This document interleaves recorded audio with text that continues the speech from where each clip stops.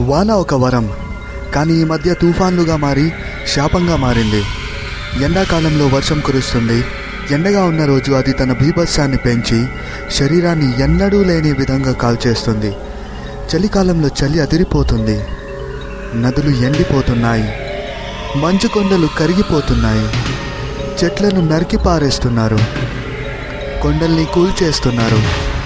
గాలిలో ఎన్నో రకాలుగా విషద్రవ్యాలు వదులుతున్నారు. ప్లాస్టిక్ లేకుండా జీవితాన్ని గడపలేకపోతున్నారు. ఫోన్లు, కంప్యూటర్లు మరియు ఇతర ఎలక్ట్రానిక్ పరికరాల వల్ల జరిగే నష్టాలను గుర్తించట్లేదు. ఎన్ని శతాబ్దాలు మారినా, ఎన్ని డిగ్రీలు చదివినా చుట్టుపక్కల చెత్తాచెదారం లేని జీవితం తమ సొంతం చేయబోమంటున్నారు. తమ పిల్లల భవిష్యత్తు కోసం ఇల్లుల్ని నిర్మించుకుంటున్నారు. ఇన్సూరెన్స్లు చేయించుకుంటున్నారు. బ్యాంక్ బ్యాలెన్స్లు పెంచుకుంటున్నారు. దీంతో తమ సంతానం సంతోషంగా ఉంటారనుకుంటున్నారు. కానీ నిజంగా ఎలా ఉంటారో ఆలోచించట్లేదు. మీరు మేధావులు, చదువుకున్నవారు, చాలా విషయాల్లో ప్రావీణ్యం మరియు అనుభవం ఉన్నవారు కాబట్టి మీరు దీని గురించి వినే ఉంటారు. నేను మీకు చూపించే అంశం గ్లోబల్ వార్మింగ్. దీని గురించి వినని వారు ఉండరు. అసలు గ్లోబల్ వార్మింగ్ అంటే ఏమిటి? దీని గురించి మనం ఎందుకు తెలుసుకోవాలి? గ్లోబల్ వార్మింగ్ అంటే ఏమిటి అన్న సంగతి తర్వాత తెలుసుకుందాం. ముందు మనం ఎందుకు తెలుసుకోవాలన్న విషయం గురించి చెప్పుకుందాం. గత కొన్ని సంవత్సరాలుగా ప్రకృతిలో జరుగుతున్న విచిత్రమైన మార్పులను మీరు గమనించే ఉంటారు.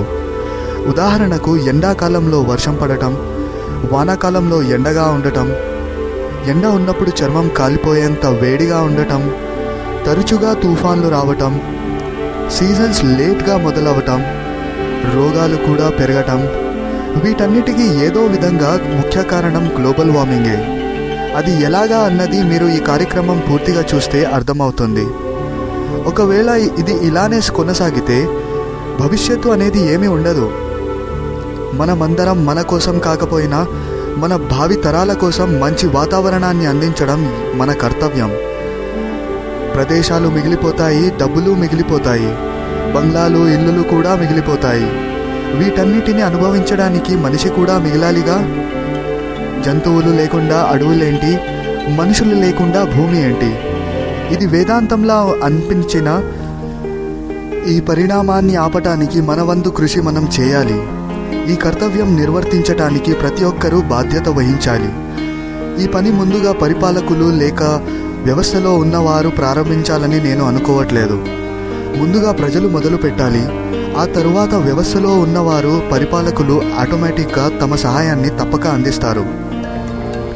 ఇంతకు గ్లోబల్ వార్మింగ్ అంటే ఏమిటి? గ్లోబల్ వార్మింగ్ అంటే భూమి యొక్క తాపము పెరగటం. అది ఎలాగా అంటే సైంటిస్టుల ప్రకారం గ్లోబల్ వార్మింగ్కి ముఖ్య కారణం మనుషుల చర్యలు. మనుషుల చర్యల వల్ల గ్రీన్ హౌస్ గ్యాసెస్ పర్యావరణంలోకి కావలసిన దానికంటే ఎక్కువ మాత్రములో విడుదల చేయబడుతున్నాయి. మరి గ్రీన్ హౌస్ గ్యాసెస్ అంటే ఏమిటి? గ్రీన్ హౌస్ గ్యాసెస్కు తమలో వేడిని ఆపే సామర్థ్యం ఉంటుంది. Water vapour, carbon dioxide, methane, nitrous oxide, ozone మొదలగు గ్రీన్ హౌస్ గ్యాసెస్ న్యాచురల్గా ఏర్పడతాయి. హైడ్రోఫ్లోరోకార్బన్స్, పెర్ఫ్లోరోకార్బన్స్ మరియు సల్ఫర్ హెక్సాఫ్లోరైడ్ మనుషుల ద్వారా నడిపించబడే ఇండస్ట్రీస్ ద్వారా ఏర్పడతాయి. వీటిలో ముఖ్యంగా కార్బన్ డయాక్సైడ్ శాతం పర్యావరణంలో ఎక్కువగా పెరిగిపోతుంది. దీనివల్ల వేడి ఏదైతే అంతరిక్షంలో ఇమిడిపోవాలో అది పర్యావరణంలోనే స్తంభించిపోతుంది. న్యాచురల్గా ఏర్పడే గ్రీన్ హౌస్ గ్యాసెస్ భూమి ఉష్ణోగ్రతను నిలకడగా ఉంచేందుకు ఎంతో అవసరం. లేకుంటే భూమి టెంపరేచర్ చాలా చల్లగా అయిపోయే అవకాశం ఉంది. దానివల్ల మనుషులకైనా లేదా మరే ప్రాణికైనా జీవించడం కష్టం. కానీ వేడి కావలసిన దానికంటే ఎక్కువైతే గాలి ప్రవాహంలో కానీ ఋతువుల విషయంలో కానీ చాలా పెద్ద మార్పులు ఉంటాయి.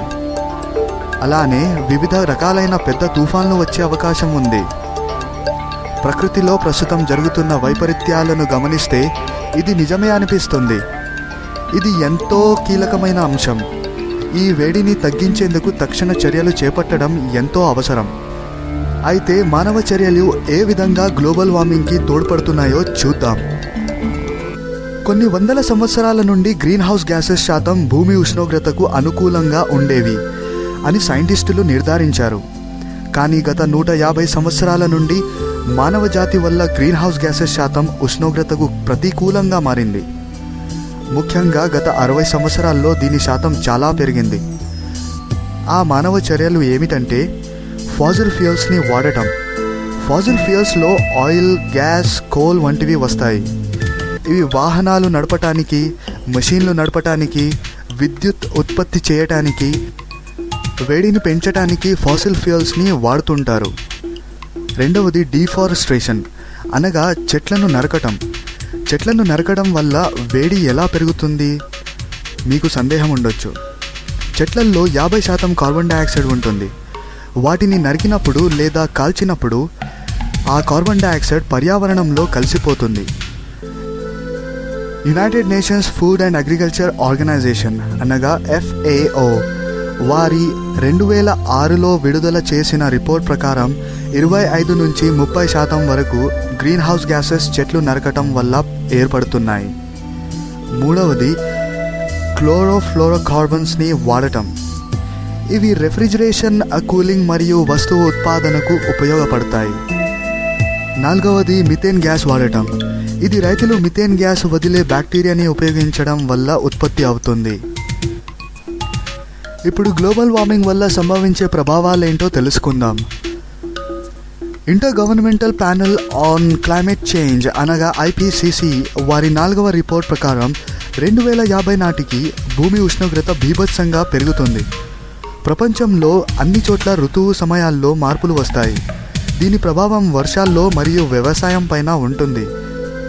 భూములు ఎండిపోతాయి మరియు తరచుగా భయంకర వేడిగాలులు వీస్తాయి. హిమాలయాల్లో తప్పించి మిగతా ప్రదేశాల్లో మంచు మాయమైపోతుంది.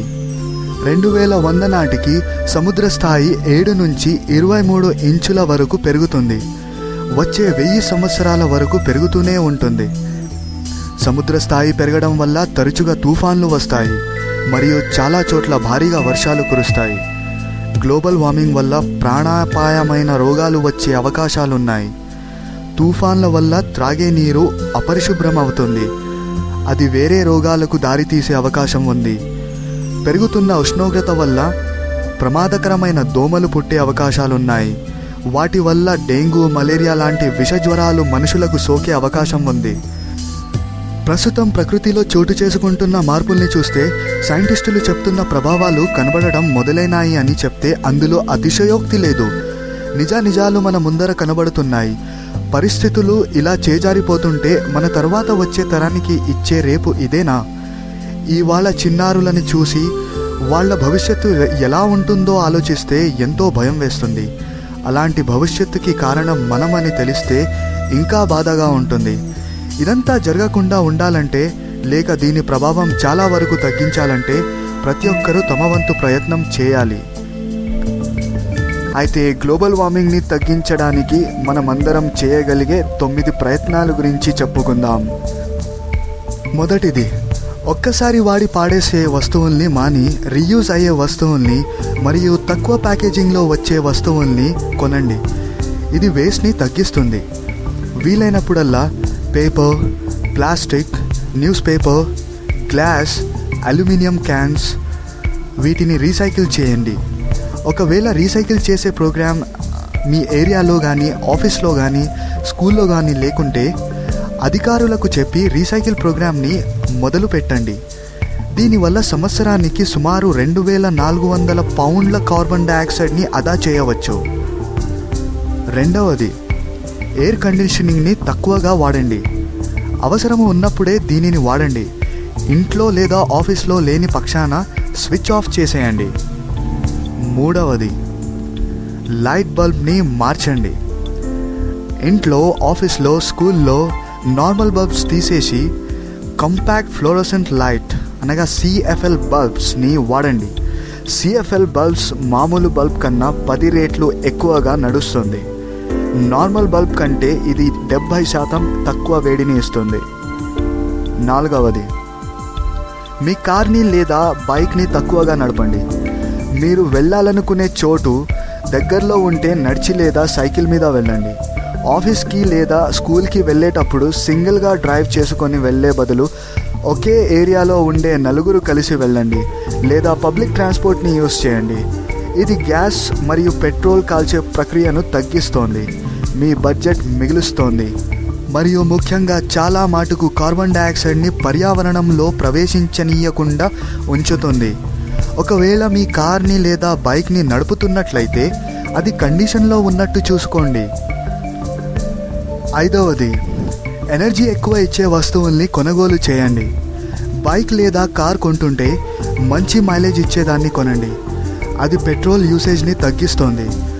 హోమ్ అప్లయన్సెస్ కొంటుంటే అవి కూడా ఎక్కువ ఎనర్జీ ఇచ్చేవి కొనండి, ఉదాహరణకు CFL బల్బ్స్. 6వది, వేడి నీళ్ళని తక్కువగా వాడండి. వాటర్ హీటర్ని నీళ్లు వేడి చేయడానికి ఉపయోగిస్తున్నట్లయితే తక్కువ డిగ్రీస్లో సెట్ చేసి వాడండి. ఎలక్ట్రిక్ కుక్కర్ లేదా డిష్ వాషర్ని వాడుతున్నట్లయితే ఎనర్జీ సేవింగ్స్ సెట్టింగ్స్ ఉన్నదాన్ని యూస్ చేయవచ్చు. 7వది, ఆఫ్ స్విచ్ను వాడండి. ఇంట్లో లేనప్పుడు లేదా రూమ్లో లేనప్పుడు అన్ని లైట్స్ ఆఫ్ చేసేయండి.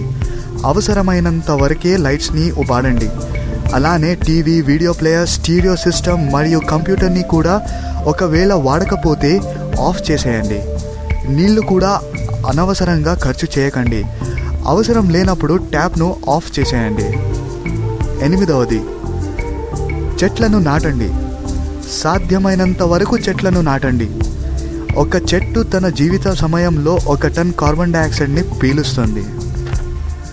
9వది, ఇరుగు పొరుగు వారికి, స్నేహితులకి, సహోద్యోగులకి వస్తువుల్ని రీసైకిల్ చేయడం గురించి, ఎనర్జీ సేవ్ చేయడం గురించి మరియు మిగతా తెలుపబడిన బాధ్యతల గురించి తెలియపరచండి మరియు వాళ్ళని ప్రోత్సహించండి. ఇప్పటి వరకు చెప్పిన విషయాలతో మీకు అర్థమయ్యే ఉంటుంది గ్లోబల్ వార్మింగ్ని తగ్గించడం ఎంత అవసరమో అని. మనకు వీలైనంత ప్రయత్నం మనం చేస్తే మనకు, మన తర్వాత తరానికి ఎంతో శ్రేయస్కరం. మీరందరూ మీ వంతు ప్రయత్నం చేస్తారని ఆశిస్తున్నాను.